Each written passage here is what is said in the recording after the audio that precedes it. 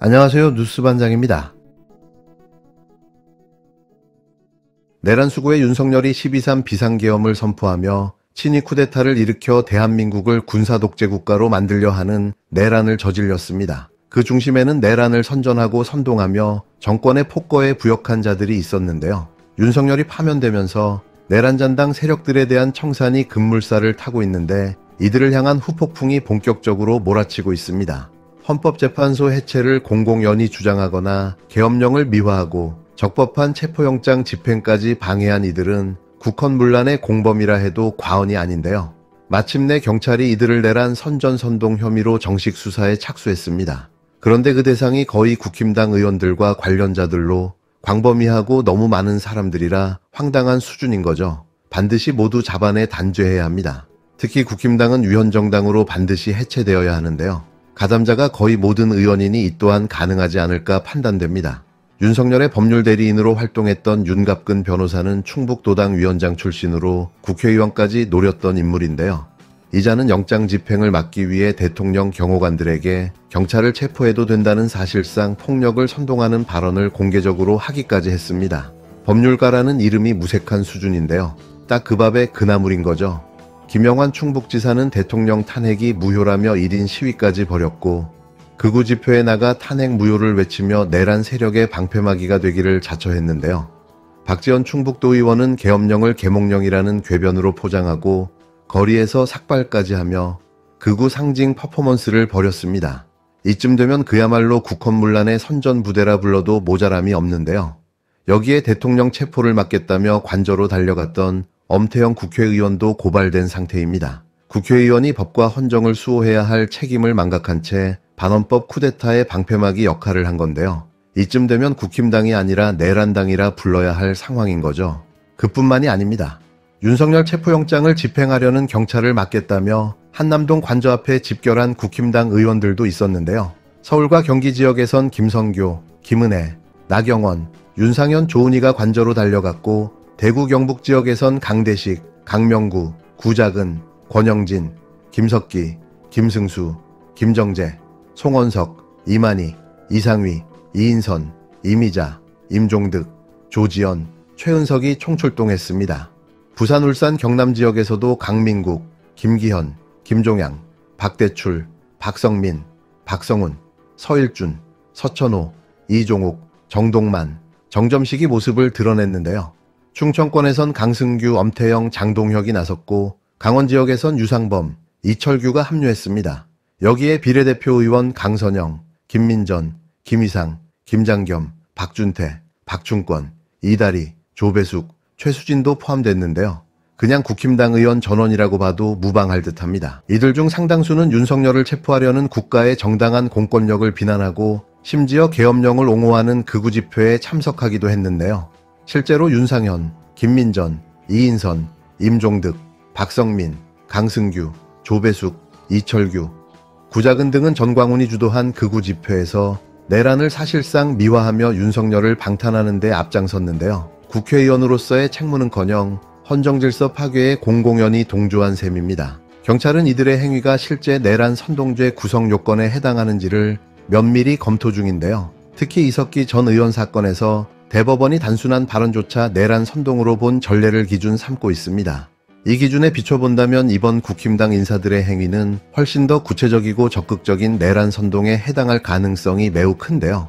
경찰은 윤석열 내란 사건 재판 결과를 기다리지는 않겠다고 밝혔습니다. 대선 전이라도 내란 부역자들에 대한 수사를 강행하겠다는 의지를 드러낸 건데요.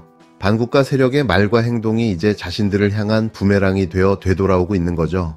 헌법을 부정하고 계엄을 미화하며 국민의 권리를 짓밟은 자들, 이들은 결코 단순한 의견 표명의 수준이 아닌데요. 명백한 헌정질서 파괴 행위의 공범들이고 반드시 법의 심판을 받아야 할 대상입니다. 이들은 누구도 예외 없이 단 한 명도 빠짐없이 법의 이름으로 처벌받아야 합니다. 단죄가 없으면 같은 일이 반복될 텐데요. 용서하면 또 다른 쿠데타가 벌어질 수 있다는 경고를 우리는 지난 역사를 통해 뼈저리게 배워왔습니다. 지금 이 순간 이들을 확실히 단죄하지 않는다면 민주주의는 또다시 유린당하게 될 텐데요. 윤석열의 내란에 맞서 싸운 이들과 내란을 비호하고 선동한 자들 사이의 경계는 이제 명확해졌습니다. 지금은 책임을 물을 시간입니다. 헌정 질서를 되살리기 위해 그 누구도 예외일 수 없는데요. 그리고 그 누구도 용서받아선 안 됩니다. 국회로 와 주십시오. 늦은 시간이긴 하지만 국민 여러분께서 이 나라를 지켜주셔야 합니다.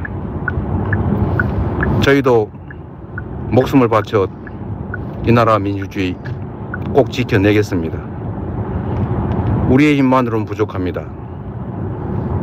이 나라의 주인이신 국민 여러분께서 나서 주셔야 합니다. 저도 지금 국회로 가는 길입니다. 국회가 비상계엄 해제 의결을 할 수 있도록 이 나라 민주주의를 강건하게 지켜낼 수 있도록 국민 여러분께서 힘을 보태 주십시오. 국민 여러분, 지금 국회로 와 주십시오. 국회를 지켜주셔야 합니다. 이 나라 민주주의의 최후 보루입니다. 존경하고 사랑하는 국민 여러분, 윤석열 대통령이 비상계엄을 선포했습니다. 비상계엄을 선포할 아무런 이유가 없습니다. 군대가 이 나라를 통치하게 내버려 둘 수는 없습니다. 검찰에 의한 이 폭력적 지배도 부족해서 총칼을 든 무장 군인들이 이 나라를 지배하려고 합니다. 그리고 국군 장병 여러분, 여러분에게 명령을 내릴 수 있는 것은 오로지 국민뿐입니다. 윤석열 대통령은 국민을 배반했습니다. 윤석열 대통령의 불법적인 비상계엄 선포는 무효입니다.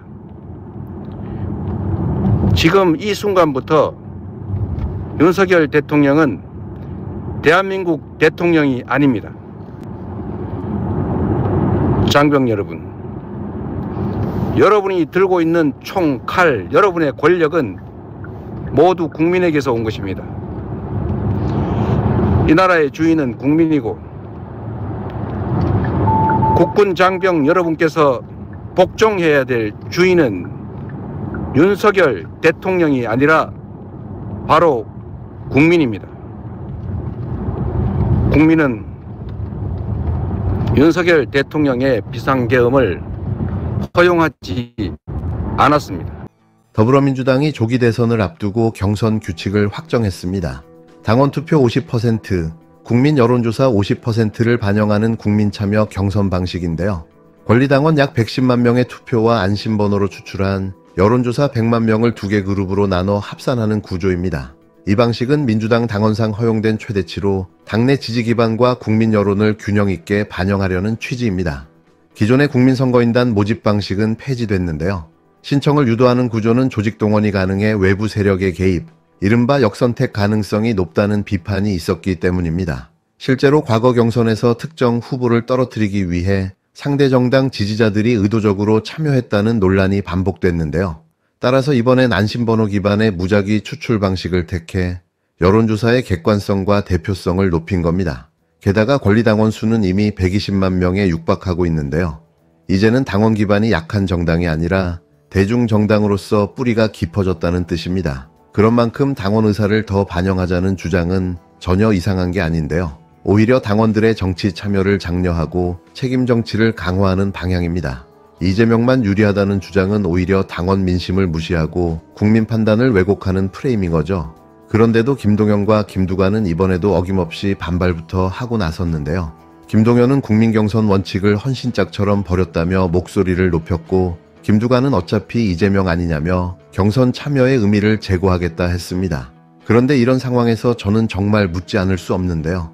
김동연, 김두관 두 분은 윤석열이 계엄령을 선포했던 2024년 12월 3일 도대체 어디에 계셨습니까? 국회는 무력화되고 군 통수권이 장악당하고 시민들이 거리로 뛰쳐나와 피눈물을 흘리던 그날 당신들은 무엇을 했습니까? 이재명 전 대표는 그 위기 상황을 뚫고 국민 속으로 들어갔고 목숨을 걸고 국회에서 비상계엄 해제 요구안을 가결시켰는데요. 심지어 시민들은 국회를 지키며 그 밤을 하얗게 지새웠습니다. 5.18 유가족 김송희 씨는 계엄 반대의 최전선에 섰는데요. 그런데 김동연과 김두관 두 사람의 이름은 단 한 줄의 기록에도 없습니다. 윤석열의 내란에 맞서지 않은 그 어떤 정치인도 지금 국민의 판단 대상조차 아닌데요. 계엄령이라는 국가위기 앞에서 입을 닫았던 자들이 이제 와서 경선 룰이 어떻다느니 누가 유리하다느니 시비를 걸 자격이 있습니까? 지금 국민이 듣고 싶은 건 경선 룰 타령이 아니라 그날 당신들이 무엇을 했는가입니다. 계엄을 막기 위해 어떤 목소리를 냈고 어떤 행동을 했는지 말해 보십시오. 못하겠다면 더는 입을 열지 말아야 할 텐데요. 처먹을 것만 보이고 국민 고통은 안 보이는 정치인. 이제 국민은 더는 참아주지 않습니다. 진짜 위기에는 숨어 있다가 선거철만 되면 튀어나와 이권만 노리는 정치인. 바로 그 모습이 지금 김동연과 김두관에게서 보이고 있는데요. 정치인의 자격은 위기에서 증명되는 법입니다. 싸울 때 싸우지 않고 숨는 정치인에게 국민은 그 어떤 신뢰도 주지 않을 텐데요. 윤석열 내란에 맞서 싸운 이들과 그렇지 않은 자들, 그 경계는 이미 분명해졌습니다. 지금은 과거의 책임을 묻고 미래의 자격을 검증할 시간입니다. 비겁했던 자들이 다시 앞줄에 서는 일은 두 번 다시 없을 텐데요. 국민은 두 눈 부릅뜨고 막을 겁니다.